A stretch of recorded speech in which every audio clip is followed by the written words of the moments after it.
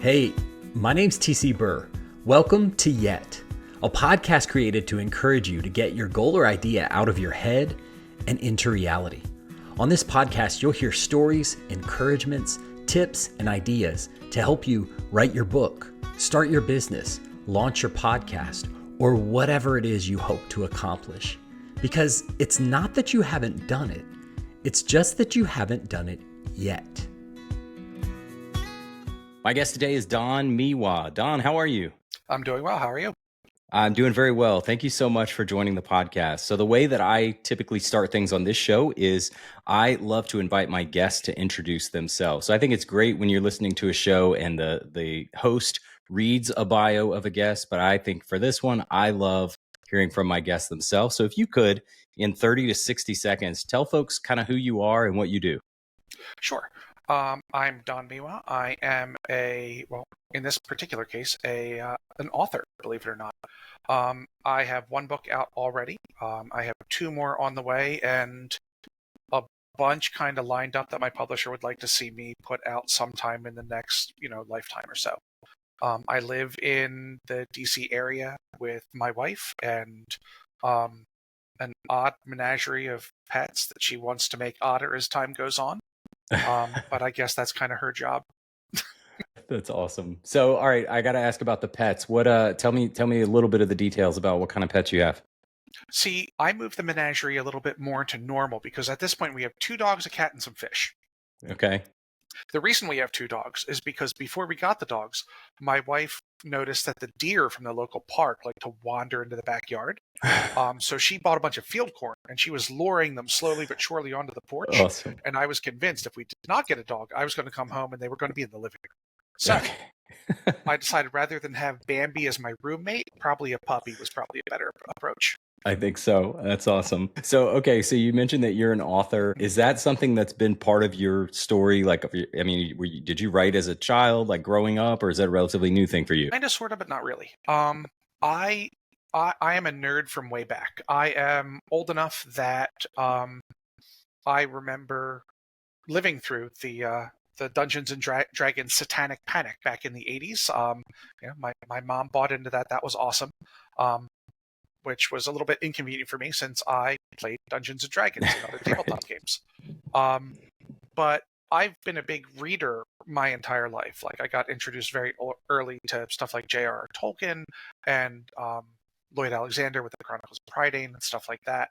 And it was always a great way to be able to kind of fall into something and just kind of immerse yourself in it when life was a little bit frustrating or whatever. As far as actual writing goes, I was interested in writing, but was unfortunately discouraged by a very practical father who said that every great novel is found at the bottom of a bottle, and that didn't sound awesome to an 8-year-old. So I thought maybe that wasn't something I could really deal with. Wow. Okay. So at was there kind of a turning point for you when you thought maybe writing would be cool at some point, but maybe it's not for me based on that discouragement? Was there a turning point moment or season where you said no? How did you get from kind of, having that idea of maybe you would write to actually doing it? Talk some about that. So it was actually that whole kind of nerddom role-playing thing that ended up kind of leading me there. Okay. Just because so much of it involves kind of collaborative storytelling with people one way or another, I would have difficulty finding people who actually lived nearby, or like after I left college and all of my friends were still there, I still wanted to kind of game with them. So we ended up kind of taking to the internet and doing online role playing, like over kind of, at the time, I guess it was AOL Instant Messenger. That, once again, dating myself a little bit. Yeah, going back. And like eventually kind of graduating into like the video game, like video stream role playing. But in the middle there was a bunch of play by post role playing games where there was like a message board and you would have a character, you would post your thing, and someone else would post and you would react to it, and back and forth with could be any number of people. And the quality was, a little bit scattershot. Some worked with some spectacular writers in those things. And I think that it would be amazing if each and every one of them wrote books, because I think they have a lot to say. They have a really interesting voice. and their stories would be absolutely gripping and compelling. Um, Other people were kind of the other end, and I would be complaining to one of my friends, like, "Oh my God, I don't believe I have to try to figure this out. What am I going to do?" They're like, "I mean, if it's that much of a problem, Don, you should just write it yourself." And I went, I could write that myself. You're right. And that's kind of where the itch kind of snuck into my brain. It's like, there's no reason I couldn't do that. So I started writing, and now I do it a lot, and we'll see what happens. That's awesome. So talk a little bit about how when you first started writing, did you go in with kind of understanding the craft of writing, or did you just kind of sit down with open your laptop and start typing, or like talk about kind of that how did you start off, I guess? Oh no, I was terrible. The Yeah. first thing that I wrote, I read back later. Basically, the approach that I take is the first draft, you just want to kind of put stuff on the page. Like Just get it you out. just Yeah. like in my brain, it's like there's nothing bad. First draft is first draft. Bang, the idea's on the page. You've got the story down. Looking back on it, there are things that are bad, and that's what I wrote that first draft the first time I tried to. I deleted it so it will never see the light of day, and shame me and my family for generations to come, as it would. But the best tool that you can have as a writer is reading a lot. Mm. And I mean, it's not the only tool. I also, there are a bunch of different craft books on writing. There's a bunch of different YouTube channels that kind of dedicate themselves to writing and world building, and a lot of those folks are incredibly talented, incredibly insightful, and very useful. Like I found Stephen King has two books on kind of the craft of writing.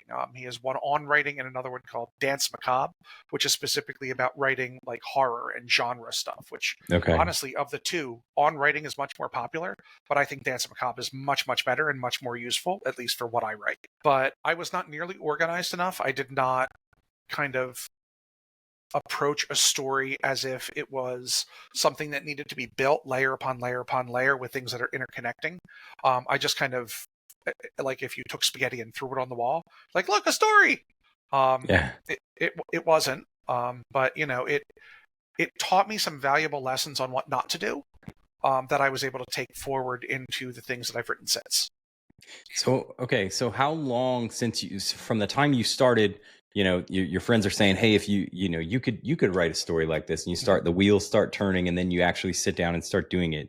How long has it been since that moment to now? How long have you all in been writing? We're probably looking at like 5 or 6 years, Okay. give or Okay. take. And you say you do it quite a bit now. So I'm curious, what are some of those things that, early on you say, hey, it wasn't great. I was just getting it all out there, throwing the spaghetti on the wall. Like, what are some things that you've learned over time where you feel like you've kind of maybe improved as a writer? Well, you have to approach it like you're constructing something from scratch. And the way that I do that is before I write, I have to write out the basic idea of what story I'm going to do. And then I have to break it down by different acts on what's going to happen in each act. I have to make a list of characters that I'm going to be using. I have to make notes so that I remember that Bob's eyes are blue and not green, so that I don't Mm. switch it up between different things. Somebody cannot be tall and short at the same time. So, you keep all of your character notes, all of your plot notes, and all of that stuff. I personally use Google Docs because I'm cheap and I don't like paying for stuff. But I know a lot of people have a variety of other tools that they tend to use that maybe even a little bit kind of better suited for it. If I remember correctly, there's a StoryForge, I think it is, that a lot of Okay. writers use that they really kind of recommend and sing the praises of, because it does like cross-referencing for you and all sorts of other kind of insanity. That's Gotcha. way too Okay. fancy for me. Yeah, yeah. No, I'm with you, man. I do as much of the free stuff as I can. So I Oh, use Google 100%. Docs too. But it sounds like a lot of structure, a lot of kind of Oh, making yeah. those connections and all that stuff on the front Well, end. and one of the other things that, not necessarily a craft thing, but more of an approach thing, is that I kind of scoffed at the idea where, like, you hear some writers and like they're professional writers, so like of course they have plenty of time and all the money in the world, but they're like, yeah, you have to Yeah. sit down and write X number of hours a day, and you produce X number of words a day, and that's your job, and you approach it like your job. And I mean, yeah, it's all well and good for Stephen King to say I sit down and write for 5 hours a day, but I don't have $1 billion and my own, That's right. movie studio or whatever. Yeah. Yeah. I'm working a 9 to 5. That being said, I try to make sure that I write for at least an hour a day. Not necessarily because I will have anything productive that comes out of that hour, but because it is good to be in the habit that that is what you're used to doing. And it is much more beneficial for you because you're used to it and it's just a habit and it's something you go up to do, so you don't have to wait for like the mood to strike you or to be moved by the muse or something like that, because Yeah. waiting to be inspired is a good way to never actually do the thing that you set out to do. Yeah. Oh, that's great, man. I think habit, so much of writing or really any creative work, like habit is such a big part of it because Well, like you said, you're not always going to yeah, ride the wave of inspiration every day. and that's kind of one of the things I always think is funny, because as much as people kind of laugh at creative types for like not being organized or not being this or not being that, you have to be really disciplined and Yeah. very organized in a lot of ways, like no matter what kind of creative process you're doing, because there are all of kind of the logistical and background things that you just need to do. The greatest artist in the world's not going to do a thing if they don't have their pencils or their paint or their canvas or whatever. And I mean, it's the same with any other, like musicians, with writers, with poets, you name it. Yeah, yeah, that's great. Well, so on this podcast, Don, the whole reason I started this, maybe like you, like a lot of people, I had an idea to write for years and years, but I never did it. And it was kind of the same, some of the stuff you were talking about. Like I'm not Stephen King. I don't have free time and a dedicated budget for writing. I work and I have kids and I do normal stuff. So I just kind of thought, well, that's, it's great. That's a cool dream, but maybe that's for somebody else to do. But around this time last year, I decided I'm I'm just going to start. I'm just going to do it because the more I thought about it, the more I realized like I don't want to get to the end of my life and think, man, what if I had written that book? Who knows? So I didn't want to have that regret. So I started doing it, and I did kind of like you're describing. I did a little bit every day, but I got in that rhythm and that habit of every morning. This was just part of my routine. And the start of the day, I'm writing. I mean, sometimes it was like 100 words or Yeah. 500 words. It wasn't a lot, but it was over and over and over and over. And I started telling people about this, and so many people in my network responded by telling me about the cool things they were doing. So, like, Mhm. lots of them were writing books. Some of them were, starting companies or doing other cool things. And I just remember there was so much excitement and energy around this. And I was like, man, I have to start a podcast so I can share these stories out with more people, because I know that there's other folks out there who want to write or want to do something creative or entrepreneurial, but for whatever reason, they're sitting on it. And I want to encourage them that, like, the people who are doing these things, you know, some of them are Stephen King, but most of them are just normal people who have an idea Oh, yeah. and have decided to start doing it. In light of all that, I wonder if you would share um, maybe one of the most encouraging things that someone has ever said or done for you. You mentioned a kind of a discouragement early on, Mhm. kind of pushing you away from writing.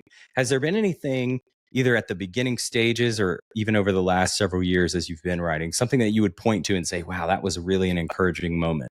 Oh, there have been tons of things along the way.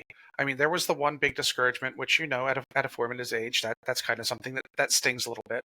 But I Yeah. remember I had a English teacher, I want to say in middle school, named Mrs. Evans, who um, taught the first creative writing class that I ever took, and she was an amazing, warm, kind of thoughtful person who just really encouraged everybody in her class to just kind of do whatever. And I found one of the things that I wrote from back then a while ago, and it was terrible, but from the way that she presented it might as well have been War and Peace. Wow. She was just incredibly encouraging. My grandmother was also somebody who, no matter what I did, was always so completely on my side that it was almost embarrassing. Like there was no wrong that could be done on my part, and it got to the point that the other grandchildren noticed it too. So Right. they're like, "Well, you're her favorite." And at a certain Yeah. point, you're like, "I mean, yeah, okay." Yeah. Someone has to be, right? That's Yeah. right. I mean, come on, the rough job, but I'll take it. My wife has always been incredibly encouraging for anything involving kind of creative process and anything along those lines. And my friend group, they're a bunch of incredibly supportive and nurturing people. I play a lot of role-playing games with them, so like stories are something that's very kind of integral and kind of central to our like general social activities and leisure Mm, time that we do. Um, and yeah, I don't. If you took even one of those people out, I'm not sure I would have ever actually pulled the trigger and done it. mm. Yeah, that's amazing, man. Like, yeah, like I have become convinced that encouragement is one of the key ingredients for anybody who does something great. Like if you don't have at least someone or something that's kind of spurring you on and offering that type of encouragement, it is because the opposition that you're going to face, the Oh trials yeah. that you're going to go through, like the challenges that you're going to, I mean, it will be enough to crush you if you don't have that continuous kind of like, oh, this person's in my corner. This person believes in me. Like that's Mhm, so I love the story you talked about Mrs. Evans. How old mhm. were you when you were in her class? I mean, I would have been probably in seventh or eighth grade, so we're talking like 13, like Yeah. somewhere, in that really awful age group as a child where you think Yeah. you know everything and could do no wrong. And Yeah. here's this kind of just saintly older woman who is just like, no, you're all doing so wonderful. And like legitimately, I think she legitimately felt that way. But I mean, you've read teenage poetry and prose, I'm sure. It's memorable and noteworthy. Yeah. Yeah. That's funny. So, Don, you mentioned at the top, you mentioned that you've got one book that's already published, right? And you're working on a Mhm. couple others, right? Yes. And so talk a little bit about so you've written and you've been writing for 5 years or so. Mhm.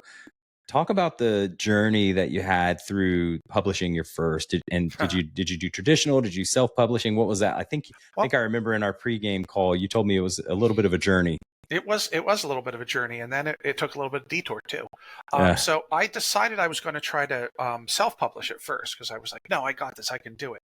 And then I Yeah. found out how expensive self-publishing was, and I'm like, I'm out. I'm going to traditionally publish. I got this. So then I started querying. And one of the mistakes that a lot of people make is that they think that their book is going to knock the socks off of the first person who reads it. Mm. So if you're bad at rejection, um, get good at it because it's going to happen a lot. Um, Bishop's Crossing is the first book that I did, and it was rejected. Hold on, I've got it right here. 87, nope, 86 times. Wow. 86 publishers or literary agents either straight told me no, or even worse, ignored me entirely, Mm. which is a pretty common thing. And you know, I totally understand why that happens. Like the slush piles that these literary agents get and these publishing companies get, like literally get hundreds and hundreds of books per month, Yeah. possibly per week for some of the big ones. And for them to be able to actually respond to all of them would be a Herculean task. It's just not possible. But every once in a while, I would get somebody who would be like, "We're interested. Send us a send up a manuscript." Then they would read it, and then they're like, "We think it's really interesting, but like the genre that you wrote in just isn't selling right now," or "We think it's good, but the language is a little bit saucy, and we don't do that sort of thing," or there were a couple of different things until finally I actually did get approved and brought in by a publishing company called Fireside, who published my book, and I was super excited. And then the publisher's mom got sick, and they closed the company, and then No. I was unpublished again. Ugh. So I was, suffice it to say, upset. Um, and this would be right around like this would be during the pandemic, so this would be like 2020, 2021, Okay. when this happened. So I just kind of sat on it, and I got very discouraged, and I did the thing that I always tell everyone not to do, and I gave up for a bit, because yay. Um, Yeah. but my wife kept on encouraging me. She's like, "No, you should send it out there. You've got two completed manuscripts. You've got ideas for a bunch of other stuff. You need to keep doing it." And then she's in a Facebook group of all things called Nerd Fighter Moms, which are fans of John and Hank Green on YouTube. And it's a very supportive community. They do all sorts of stuff together. And one of them mentioned that she was starting a publishing company. And my wife was like, "Hey, my husband has a completed book that would probably be really easy for you to put out." And I got put in touch with the folks at River City Siren Press, who absolutely loved the manuscript. Hated the cover just like I did for the first book, and redesigned it for me, which I think the second cover is amazing. And saw the manuscript that I had out that was done for the YA book, and desperately wanted to publish that too. So now I've got Bishop's Crossing is out. Imaginarium Lost Heirs comes out in November, and then a sequel to Bishop's Crossing I think is coming out in January, something like that. Wow. So you have a lot happening in a relatively short period of time in terms of releasing the books, but these are ones that you've written over the years, I guess, or talk a little bit about And how I you mean, got there. it's going to look very impressive. People will be like, "Look at all of the books he's written so quickly." He's churning them out. These books have been written for years, right? Um, like I saw a post on Threads a little while ago going, "People think I'm crazy to release 4 books in October, but it's possible." And I looked at them like, "Yeah, it's possible. Just write the entire year before that, and then release right. everything you've written all at the same time." Yeah. Yeah. But yeah, a lot of times books sit on the shelf for a hot minute before they actually make it to press. Mm-hmm. Yeah. Cool. Well, that is quite a journey. I mean, to be denied, ignored, feel like you finally got something, and only to have the company disband. Like, I mean, so I'm curious. You talked a little bit about the discouragement, but like, help me understand your mindset. Like, because there's part of me that thinks, man, after so much rejection and so much, whether you want to call it bad luck or misfortune or whatever, like, how do you not throw in the towel? But then I guess maybe the other side of that is, well, you've done all the work of writing, so you owe it to yourself maybe to just keep pushing until something hits. Like, is that, I mean, or was it back and forth? Like, talk about kind of your. No, I had checked out. The honest answer is, why did it end up happening? You can entirely credit my wife, because I married way You were done. She encouraged me and was incredibly supportive and incredibly tolerant when I'm sure I was just a despondent mess. Like I said, she introduced me to the person who ended up publishing the book, and if it weren't for them, I'm not sure I would have continued, at least not for a while yet. I'm sure that I would have gotten itch again, and I would have started writing something, but I might have shelved the 2 that I had kind of permanently and tried to bring them out again later after maybe I got some traction with something else. And I might have tried to probably save up money and see if I could self-publish. Okay.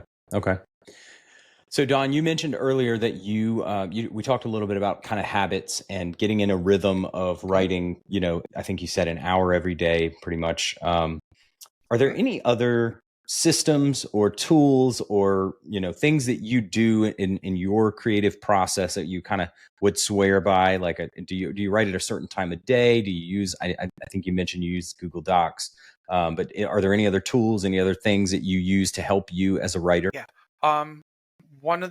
First of all, I try to write after everybody else goes to bed at night, because I tend to be up later than everybody else in the house. That way there's not a million different things distracting me. I tend to write with kind of a music station like Spotify or something like that, playing in the background, just to kind of set the mood for whatever it is that you're writing. Like for Bishop's Crossing, it's set in New Orleans. I listen to a lot of jazz, like so much jazz. Oh, cool. And ironically, for the one that's like the YA book, for some reason, it was like a lot of like 80s hair bands. I don't know how that means YA fantasy, but that's kind of where it went. Okay. So it'll be kind of interesting. One of the things that I've been kind of poking at a little bit has like a lot of like movie soundtracks, like Pirates of the Caribbean and like Lord of the Rings and stuff like that. So I'm guessing that one will be a little more epic. But other things, one of the things I try to do is read as much as I can. Because again, if you're writing, that's going to be the best thing that helps you kind of, it gives you ideas, it shows you how things are structured, and make sure you read eclectically, read voraciously. Don't stick to the genres that you already know and love, because you're just going to learn the same things. Read writers who you wouldn't necessarily read under other circumstances, and you might be surprised at what you like. And especially with YA, there's so many different things in YA. Like, it's just such a broad category. And the writers in that category do some really, really amazing stuff. Stay organized is huge. With the Google Docs, I have so many folders and subfolders and subfolders and and so on and so on and so on, that it's not even funny. And after all of that, one of the things that probably flies in the face of it a little bit is take some time, whether it's like when you're driving home or, at some point in the day, to let everything around you be quiet.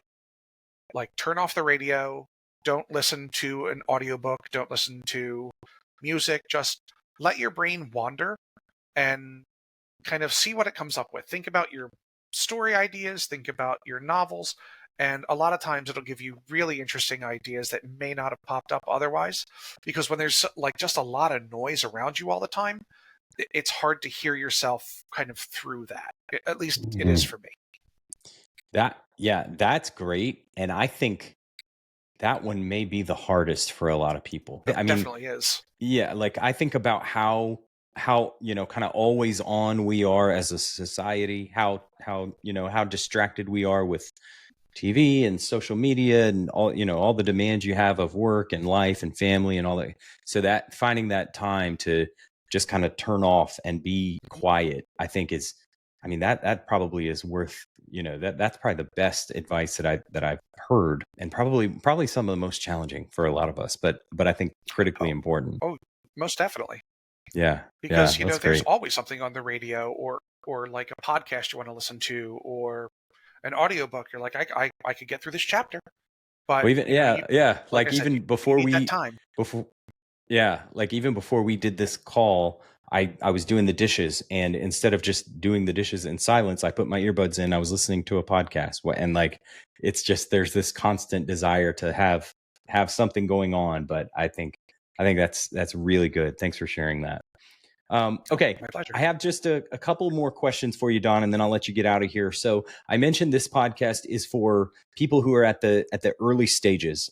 Maybe they've already started writing and they're just getting into it, or maybe like me, they have an idea, but they've convinced themselves that no, it's not for me. I could never do it. Thinking back on your journey and some of the things you've learned over the years, if you could give someone some advice who's just getting started, what are maybe the best pieces of advice that you would give someone who's, again, just at that early stage, maybe struggling with a little bit of doubt, imposter syndrome, that sort of thing, but they have an idea and they want to move forward? Like what's the best advice you would give that person? So I'll start with an anecdote. I recently was talking to a very successful writer on Threads, who was talking about her struggle with imposter syndrome. And she was saying that like she's successful. She's won awards. She sold all these books. This, that, the other thing. But she doesn't think it's like necessarily earned because it's not real awards. It's not like she won like a big award. And she kept on going. And I put it out to her. I'm like, so what you're saying is other people's imposter syndrome is more legitimate than your imposter syndrome. Right. She's like, what do you mean? I'm like, you're saying your imposter syndrome it has imposter syndrome. Yeah. And she was like, okay, you just need to shut up. But that, like, no matter how big you are, I think imposter syndrome is a thing that kind of hits everybody. Yeah. And in my experience, no matter how small the book is, even if it sells like 5 copies, there's somebody out there who loved that book. Mm. And hopefully they found it and it meant a lot to them. But there's an audience and a reader for any type of book that you care to mention. And that's something that people really need to keep in mind. And I try to keep that in mind when I'm kind of struggling a little bit, like, I didn't sell enough books this week, blah, blah, blah, blah. But, the right audience will find your book eventually. Some of the things that I've learned over time is that small press and indie authors the lifespan of their book isn't like other traditionally published authors. For most traditionally published authors, there's a huge spike at the very beginning, and then it tails off very hard. For indie authors, especially in genres where they really kind of go into series, like if you have a fantasy series, a sci-fi series, something like that, what you'll see is like when the second or third book in the series get published, all of the books start to sell more because the fandom at that point have more faith that the books are going to keep coming out. Because something that very common that happens with smaller authors like early in their careers is if they write a book and it doesn't sell well right away, they're done. It's totally understandable for some folks because especially if you're self-publishing, that's expensive. Yeah. It might cost you $500 or $600 to get a cover on your book, and the line editing could cost X. And I mean, like, the ISBN numbers cost $1 zillion, and that wasn't Right. something I ever even thought of before I looked into it. But yeah, no, it can be crazy expensive. So, if the readers want to help, they should, buy those books right away.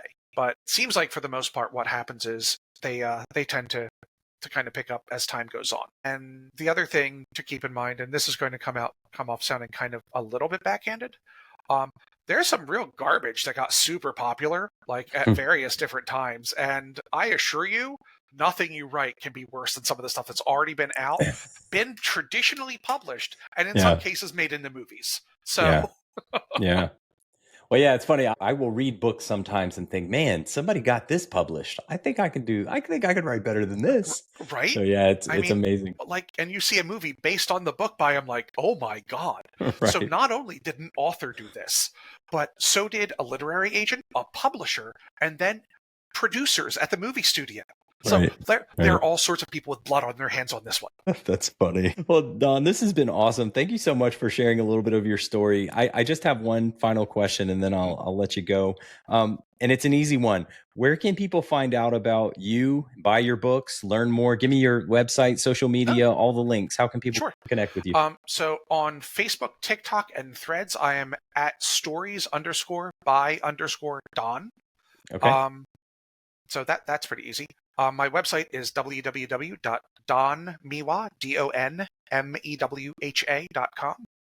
DonMewha.com. And Bishop's Crossing is available now at Amazon and Barnes & Noble, and based on my understanding with Ingram Sparks, wherever fine books are sold. Very good. Very good. That's awesome. Well, thank you again. This has been a lot of fun. I can't wait to share your story with more people, and I'm looking forward to cheering you on as you keep going. This is awesome. Well, now I need to keep an eye out for when your book comes out, because you need to tell me. I will. You better believe it. I'm going to tell everyone I know. Awesome.